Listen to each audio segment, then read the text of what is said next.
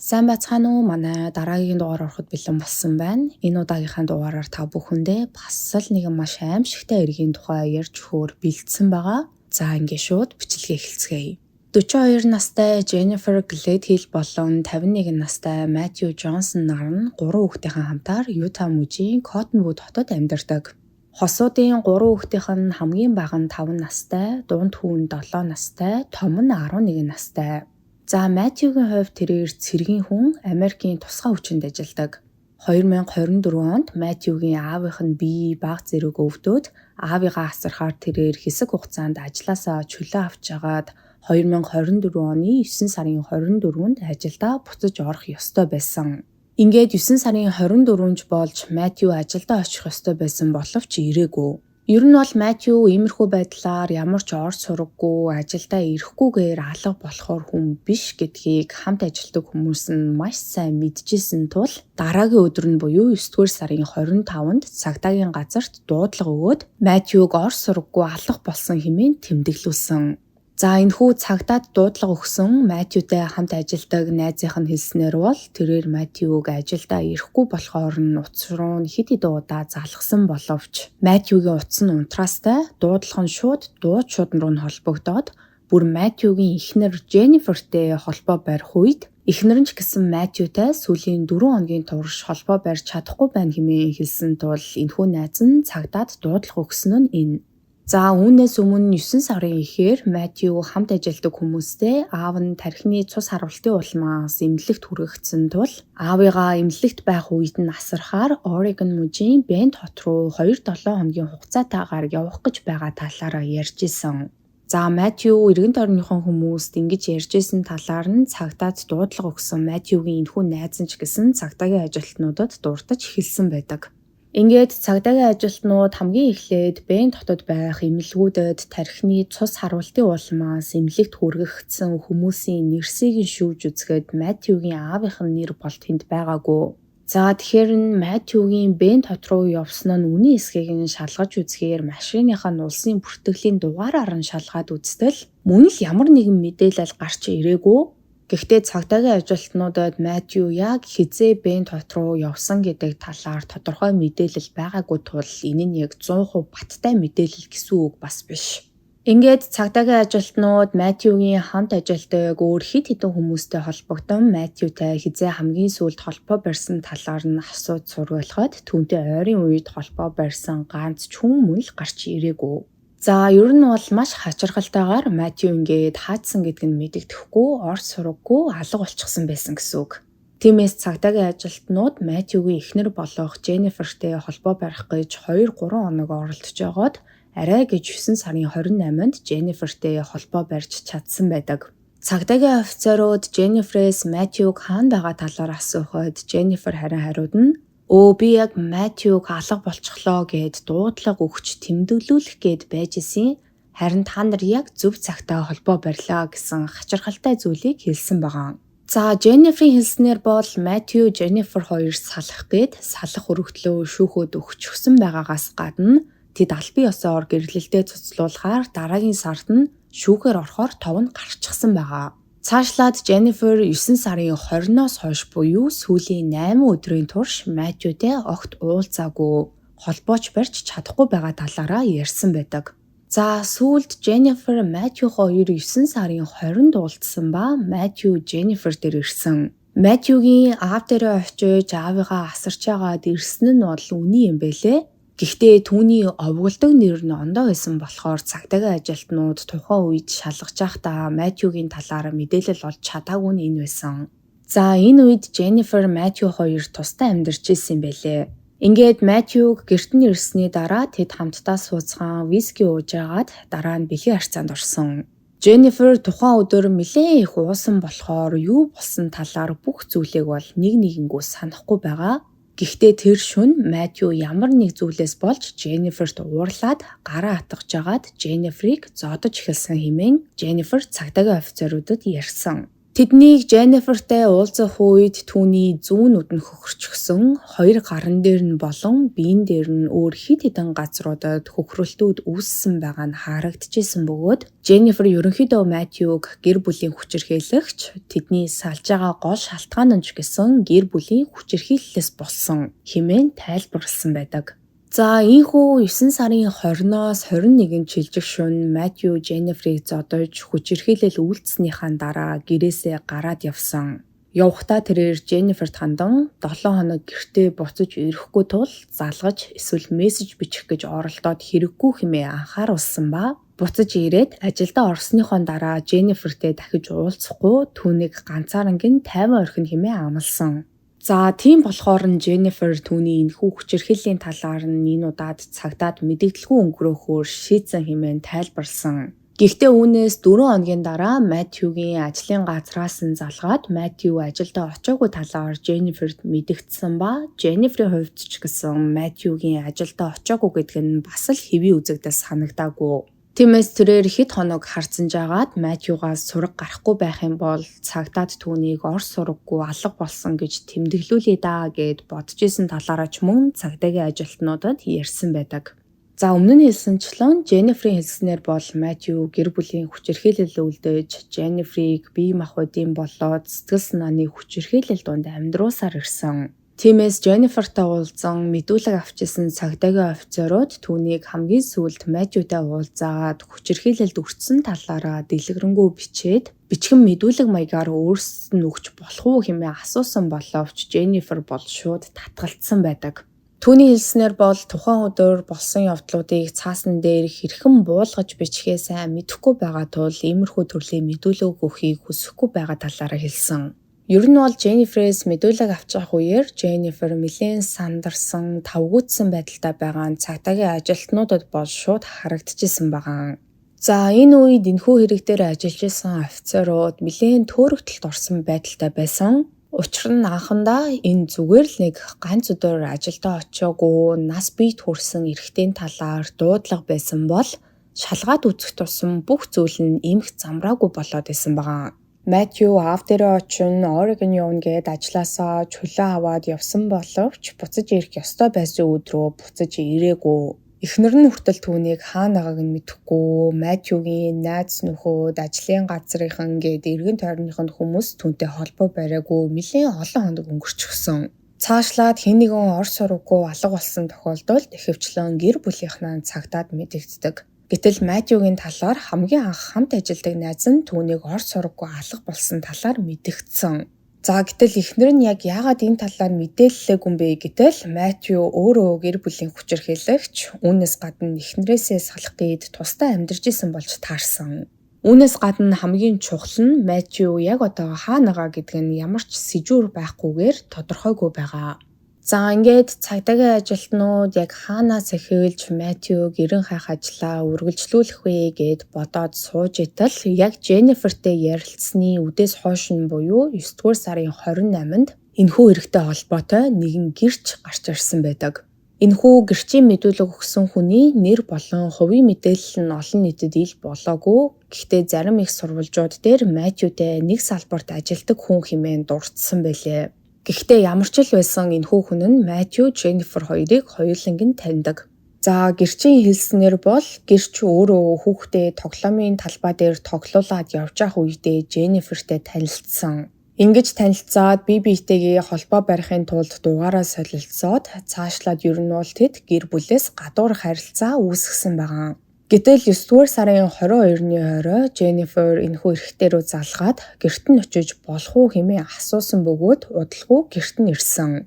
Jennifer гэрт нь ирэх үедээ хэд хэдэн өөрийнхөө дуртай зураг, диск гэх мэт зүйлсийг авчирсан бөгөөд эдгээр зүйлсээ залууд өгсөн байдаг. За Jennifer эдгээр зүйлсийг өгөхдөө би удахгүй нэг тийшээ урт хугацаагаар явж магадгүй болохоор хэрэглэх хүнд нь өгье гэж бодлоо хэмээн хэлсэн. Ер нь бол энэ үед Jennifer-ийн сэтгэл санаа нь маш тогтворгүй байгаа гэдг нь ил тод харагдчихсан болохоор өнөөх эрэхтэй Jennifer-ээс яг юу болсон талаар нь асуухад Jennifer хэсэг чимээгүй сууж агаад бүх зүйлсийг нэг нэгээр нь ярьж эхэлсэн. За тэгэхээр Jennifer-ийн ярьснаар бол 9-р сарын 20-ны орой Матью гэртээ ирээд тэд хамтдаа виски уугаад дараа нь бэлгийн харьцаанд орсон. Гэтэл удалгүй Матью түүн рүү орилж хашгирч эхэлсэн байгаа. За яагаад Матью ингэж аашлах болсон бэ гэтэл яг үнэн эрэхтэй Матью Jennifer-ийг нууц амрагтай болсон гэдгийг нь олоод мэдчихсэн. Мэдээж энэхүү асуудлаас болоод тэд хоорондоо нэлээд ширүүнээр муудалцаж хэрэлдэж эхэлсэн. Гэхдээ ийхүү хэсэг муудалцж агаад Матью сүлдээ тайвшраад унтахаар орондоо орсон байгаа. За ийхүү Матьюг унтсны дараа Jennifer Матьюгийн өөрийнх нь 9 мм-ийн Glock гар бууг аваад орон дээрээ унтж байгаа Матьюгийн толгойд нь буудан амь насыг нь хөнөөсөн. Үүнийхээ дараа тэрээр Матьюгийн утсыг нь газар шидэн дээрээс нь дэвсэлж эвдлээд машин дотор нь хийн Матьюгийн машиныг гэрээсээ холгүйхан байх нэгэн гудамжны хажуугийн зогсоол дээр нь үлдээгээд өөрөө дараа нь гэртээ буцаж ирээд Матьюгийн цогцыг нь машиныхаа дээр бэхэлчиж болдог ачааны хайрцагын дотор хийгээд доод давхар руугаа гулгуулсаар гаражиндаа авчираад өөрийнхөө мини ван загварын машины багажинд нь хийсэн. Ингээд Jennifer машинаа жолоодож явсаар гэрээс нь нэлээд хол нэгэн хүн багтай хээр газарт Матьюгийн цогцыг нь булаад гэртээ буцаж ирэн гэрээ маш сайн цэвэрлээд амжсан талаараа тэрээр нууц амрагтаа ярьсан байгаа. За тэрхүү эрэхтэй Jennifer-с биен дээр нь юун баахан хөхрөлтүүд үүсчихсэн юм бэ? Матью чи битэрийн харилцааг мэдээд чамайг зодсон юм уу хэмээн асуухад Jennifer хариудна. Матью бол юуж болж исэн надад гар хүрэх хүн биш. Цогцыг нь зөөгөөд явж байхдаа, болж байхдаа, гэрээ цэвэрлж байхдаа хит хитэн газараа хөхрөөчихсөн байлээ. Тэгэхээр энийгээ далин болгоод өөрийнхөө зүүнүүдийг өөрөө цохоод бас хөхрөөчихсөн хэмээн хэлсэн байдаг. За залуу үргэлжлүүлэн түүнээс цаашид яг яах төлөвлөгөөтэй байгааг нь асуухад хэрвээ цагдаа нар намайг Матьюг хөнөөсөн гэдгийг олоод мэдчих юм бол би амиа орлоно. Ямар ч байсан үлдсэн амьдралаа шоронд өнгөрөөн л гэж лав байхгүй хэмээн хэлсэн байдаг. За мөрдөгчөд энэхүү мэдүүлэг өгч байгаа гэрчээс яг яагаад энэ тухай сонссон даруйда цагдаад мэдэгдээгүй талаар нь асуухад тэрээр хэлэхдээ би Jennifer-ийг өөрийнхөө хэмжээнд нэлээд сайн мэднэ. Тэр бол дандаа ямар ч зүйлийг давсалж ярьдаг, заримдаа бүр худлаа хэлэх тохиолдлууд ч байдаг. Ер нь бол өөрийнхөө зөв болохын тулд юу ч хийхээс буцахгүй хүн. Эхэндээ би түүний яриаг нь сонсоод үнэн гэдэгт нь итгээгүй. Гэтэл удалгүй Матью ор сураггүй алга болсон талаар сонссон. Ингээд энэ талаар олж мэдсэн даруйда цагдаад мэдэгдэхээр шийдсэн маа хэмээн хэлсэн байдаг. За цаашлаад энэхүү Jennifer-ийн нууц амарг нь мөрдөгчдөө хэд хэдэн скриншот баримт болгож үзүүлсэн юм бэлээ. Энэхүү скриншотууд нь дандаа Jennifer-тэй хоорондоо бичлэгдсэн зурвснуудаа зургийг нь авчихсан ийм скриншотууд байсан. Цаашлаад бүр нэг удаа Jennifer-тэй уцаар ярих үедээ нотлох баримт болгоод дууг нь хураагаад авчихсан байснаа ч гэсэн цагдаагийн ажилтнуудад өгсөн байдаг.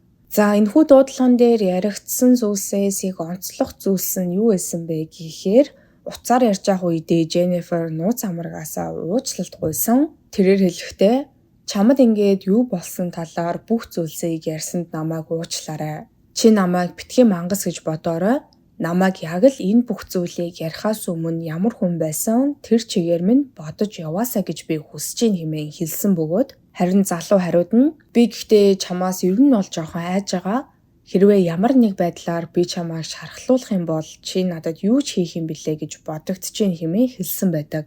Харин өөнийх нь хариуд Jennifer бүр яг л өөрөө хохирогч юм шиг жүжиглээд чиний саяны хэлсэн надаас айж ийн гэдэг үг чинь намайг бүр амар өвтгөж ийн. Чи яаж миний талаар ингэж бодож чадчихэна? Би үнэндээ ялаач алж чадахгүй хүн штэ. Матью бол харин хүн биш хэмээн Jennifer бүр ичгчгүйгээр хэлсэн байдаг. За харин түүний нууц амарг нь хариуд нь хэрвээ эсрэгээрээ хэн нэгэн чамайг хөнөөчхөөд ийм зүйл яриад сууж исэн бол чамд өөрт чинь яг ямар санагдах байсан бэ гэж асуухад Jennifer "Гэхдээ тэгэл би өөрөө хүртэх ёстойгоо хүртсэн бол нэг их муу юм бодохгүй л байсан. Би өмнөх амьдралдаа өөрийгөө хатан байсан гэж боддог. Яагад гэвэл би яг л өөртөө түүний толгойг нь ав гэж зарлиг буулгадаг байсан ийм хүн байсан юм шиг санагддаг. Би ер нь боддгийн хэрвээ энэ дэлхий дээрх бүх новшнуудыг цуглуулад бүгдийг нь нэг арал дээр аваачиж хаяад эсвэл бүгдийг нь устгахчих юм бол энэ дэлхий буцаад сайхан газар болж чадна хэмээн Jennifer ярьсан байдаг. За Jennifer-ийн нууц амраг гэх энэхүү гэрч эрэхтэй мэдүүлэг өгч мөрдөгчдөд өөрт байгаа нотлох баримтуудаа авчирч өгсөний дараа мөрдөгчдөд энэхүү эрэхтэн ярьсан зүйлс нь үнэн эсхийг шалгахын тулд өөр мэдээлэл өгч болохоор гэрчүүдийг ч гэсэн хайж эхэлсэн. Ингээд мөрдөгчдөд Jennifer-ийн хөршин болох нэгэн эмэгтэйтэй уулзаад ярилцаад үзэхэд хөршийнх нь хэлснээр бол 9-р сарын 20-ны орой хөршин Matthew-г машинтайгаа гэртээ ирээд машинаа зогсоолт байрлуулж байхыг нь олж харсан. Үүнээс хэдэн цагийн дараа 20-оос 21-нд шилжих шөнө хөршин Matthew Jennifer хоёрыг чанга дуугаар хоорондоо муудалцж байхыг мөн сонссон байгаа. Харин үүнээс хойш бол ямар нэгэн чимээ сонсогдоогүй. Харин маргааш өглөө нь хөршин ажилдаа явах гээд гэрээсээ гараад явж байх үедээ Matthew-гийн машин нь зогсоол дээрээ байхгүй байгааг олж анзаарсан. За үүнээс 4 хоногийн дараа буюу 9-р сарын 24-нд Matthew-гийн гэрт Jennifer-ийн аав ээж хоёр нь ирж гисэн гаражийг нь цэвэрлээд ээжсэн ба харин дараа нь гэр доторхыг нь цэвэрлж байгаа бололтой хаалганыхаа үдэнд цэвэрлэгээний бодиснууд гаргаад тавьчихсан байгаа нь мөн харагдсан хэмээн хөршин эмэгтэй мэдүүлэг өгсөн байдаг. За ийхүү хөрш эмэгтэй мэдүүлэг өгсөний дараагийн өдөр нь буюу 9-р сарын 30-нд Matthew-гийн машин нь гэрээс нь холгүйхан байх замын хажуугийн зогсоол дээрээс олдсон. Ингээд мөрдөгчд Matthew-гийн машиныг нь олсон тэрхүү зогсоолын яг замын эсрэг талд байх нэгэн айлын үүдний хяналтын камерыг нь шалгаад үзэхэд Matthew-гийн машиныг хэн нэгэн 9-р сарын 21-ний өглөөний 6 цаг 15 минутанд энэхүү зогсоол дээр авч ирэн байршуулсан гэдэг нь бол харагдчихсэн. Гэхдээ жолоо барьж явсан хүний царай бол хяналтын камерт бичигдүүлдэггүй. Харин Matthew-гийн машин дотроос түүний гар утас нь мөн олдсон бөгөөд эвдрээд бүр ямар ч ажиллагаагүй болсон ийм байдалтай олдсон байдаг. За ингээд нотлох баримтууд нэг нэгээрээ гэрчийн ярьсан зүйлсийг үнэн гэдгийг батлаад байсан тул мөрдөгчд Matthew, Jennifer хоёрын гэрт нэгжлэг хийх зөвшөөрөл гаргуулж аван гэрт нь нэгжлэг хийж үтсэн. Гэтэл Jennifer, Matthew тэр хоёрын унтдаг унтлахын өрөөнд байх орны матрасыг нь солиод цоо шин матрас тавьчихсан байсан. Харин унтлахын өрөөнийх нь ханан дээрээс хэд хэдэн газарт маш жижиг хэмжээний улаан хүрэн өнгийн толбнууд мөн олдсноос гадна Matthew, Jennifer хоёрын унтдаг байсан орны арт талын ханан дээр энд тентгүү хаасаагүй цагаан өнгийн цайралтууд мөн үүссэн байсан. За ер нь бол ийм төрлийн цайралтууд нь ханыг бэлэжээр цэвэрлэх үед үүсдэг цайралтууд байдаг. Тэр байтугай угаасаа тэр хананаас бүр яг бэлэж үнэртжсэн байгаа. Ингээд мөрдөгчд тэдний орыг нь холдуулаад доод талыг нь шалгаад үзэхэд хэвсэн дээр нь улаан хүрэн өнгийн толб тогтож өгөлдсөн байсан бөгөөд энэхүү толбыг нь эхний ээлжинд лабораторид шалгуулад үзэхэд энэхүү толб нь хүний цус, за тэр дундаа эрэгтэй хүний цус гэсэн хариу гарсан байдаг. Харин DNA тестний хариу бол нэлээд удажиж хэдэн 7 хоногийн дараа гарсан. Ингээд DNA тестний хариугаар энэхүү цус нь 51 настай Matthew-гийн цус болох нь аль бие ёсоор тогтоогдсон байдаг. За ингээд гэрт нь нэгжлэг хийснийхаа дараа мөрдөгчд Jennifer-ийн утсыг нь шалгаж үзээд Matthew-г алга болох үед нь яг хаана байсан гэдэг утасных нь байршлуудыг шалгаж үзэхэд 9-р сарын 21-ний өглөөний 6 цагт Jennifer Matthew-гийн машин олдсон яг тэр хэсэгт явж исэн гэдг нь тогтоогдсон. Харин дараагийн өдөр нь буюу 9-р сарын 22-нд Jennifer-ийн утасных нь байршил нь Jennifer-ийг Davis County-д явж исэн хэмээн зааж исэн бөгөөд Davis County-д хэд удаа машинтайгаа зогсоод хэдэн минут болоод буцаад хөдөлж байгаа нь харагдчихсэн. За ингээд мөрдөгчд Jennifer-ийн энэхүү утасных нь байршлын дагуу зогсолт хийсэн газруудыг нь очин шалгаж үзэхэд нэгэн жижиг горхины эрэг дээрээс чамдан олдсон байдаг. Гэхдээ энэхүү чамдаан нь олдох үедээ тагн онгоогоо дотор нь ямар нэгэн зүйл байгаагүй. Гэтэл чамдаан олдсон газраас холгүйхэн уг нь цагаан өнгөтэй гэхдээ цусанд будагдаад бүр улаан хүрэн өнгөтэй болчихсон хүнжил болон дэр олдсон байдаг. Тэгэхээр энэхүү хүнжил болон дэр нь чамдаан дотор байсан эд зүйлс гэдэг нь ийхүү тодорхой болж байгаа. За эдгээр зүйлсийг мөрдөгчд бүгдийг нь дахин шинжилгээнд оруулахаар шүүх эмнэлэг рүү илгээсэн бөгөөд шинжилгээний хариугаар эдгээр эд зүйлс дээрээс Matthew-гийн DNA мөн олдсон бөгөөд хүнжил болон дэрэн дээрээс олдсон цус нь Matthew-гийн цустай таарчилсан. За ингээд мөрдөгчөөд Jennifer-ийн утасных нь байршлыг нь үргэлжлүүлэн шалгаж явах явцад Jennifer 9-р сарын 22-ны оройн 10 цаг 37 минутанд Holiday гэх машин угаалгын газарт машинаа гадна дотногоо угаалгаж байгаа нь хяналтын камерт бичигдэн үлдсэн байснаас гадна оройн 11 цагийн үед тэрхүү машин угаалгын газраас машинтайгаа хөдлөөд явсан. Дараа нь 11 цаг 47 минутанд Jennifer буцаад гэртээ ирсэн гэдг нь утасных нь байршил заагч дээрээс тодорхой харагдчихсан байгаа. За цаашлаад Jennifer энхүү нотлох баримтуудаа устгахаар машинтайгаа явж явах үедээ 2 удаа автагаа утсаар ярьсан байдаг. Үүний дараа бидний мэдж байгаачлан 9-р сарын 24-нд Jennifer-ийн аав ээж хоёр нь гэрт нь ирээд гэрээг нь болон гаражийг нь цэвэрлж байгааг хөрш нь харсан. Тэгэхээр үүнээс нь харахад бол Jennifer-ийн аав ээж хоёр нь ямар нэгэн зүйл мэдчих ёстой. Тиймээс мөрдөгчөөд Jennifer-ийн аав ээж хоёрыг нь хилцээр авчран мэдүүлэг авсан байдаг. Гэтэл тэд 9-р сарын 24-нд Jennifer дээр очисон гэдгээ бол хүлээн зөвшөөрсөн. Гэхдээ гэрт нь очиод нэг цагч бололгүй буцаад явсан хэмээн хэлсэн байдаг. Яг үнэндээ бол Jennifer-ийн хурцийнх нь хэлснээр Jennifer-ийн аав ээж хоёр нь Jennifer-ийн гэрт ойролцоогоор 4 цаг орчим болсон байгаа. Цаашлаад Jennifer-ийн ээж мэдүүлгийнхаа үеэр охиндоо шинэ матрас худалдаж авч өгсөн гэдгээ мөн хүлээн зөвшөөрсөн байдаг. Гэхдээ яг яагаад гэдэг учрыг нь бол тайлбарлаж чадаагүй.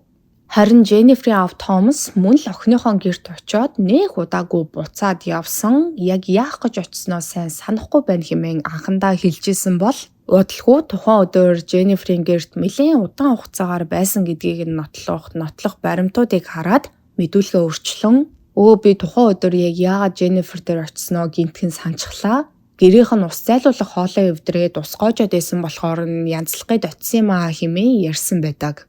Мөрдөгчд түүнээс Jennifer Matthew хоёрын унтлагын өрөөнд нь орсон уу хэмээн асуухад Thomas хариуд нь би тэр хэрэг гарсан газар руу огт ороогүй хэмээн хариулсан байдаг. За Thomas-ийн хэлсэн энэ ганцхан өгүүлбэр бараг Thomas Rosalie хоёр охиныхоо хийсэн бүх аимшигт зүйлсийг мэдчихсэн гэдгийг батлаад өгчихсөн гэж хэлж болно.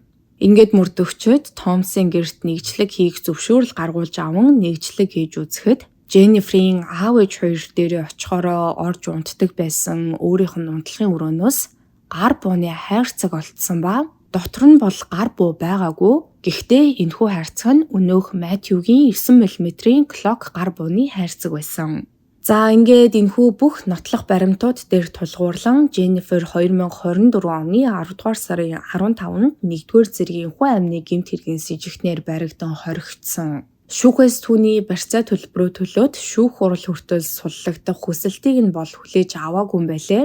Ер нь бол их тохиолдолд барьцаа төлбөр төлөөд суллагдах хүсэлтийг шүүхээс хүлээж аваад хэдэн төгрөгийн барьцаа төлбөр төлөх ёстойг нь шийддэг.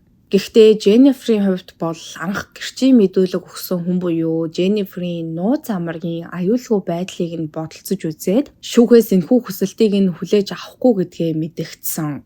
Jennifer-ийн хувьд тэрээр одоо хүртэл шүүх хурлаа хүлээн хоригдож байгаа бөгөөд өөрийгөө Matthew-гийн үхэлд ямар ч гэм буруугүй хэмээн шүүхтгэхээр төлөвлөж байгаа юм байна.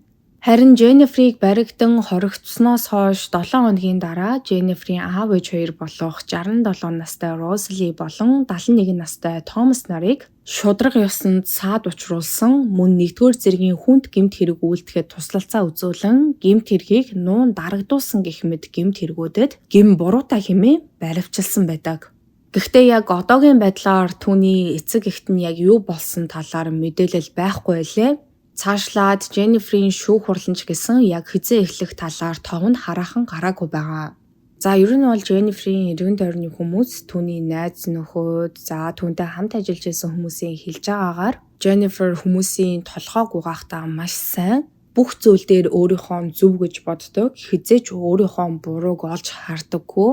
Юу ч болсон бусад хүмүүсийн л буруу, өөрөө бол дандаа хохирогч болж үлддэг ийм сэтгхүүтэй хүн гэж ярьжээ.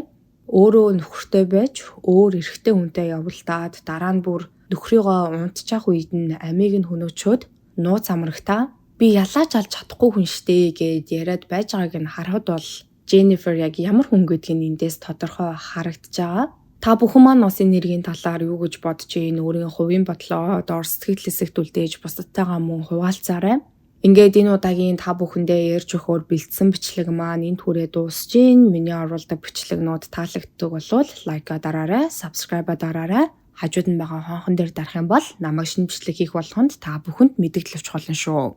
Ингээд дараа 7 хоногийн мигмар гарагт шинэ дугаараар уулзтлаа. Түр баяртай.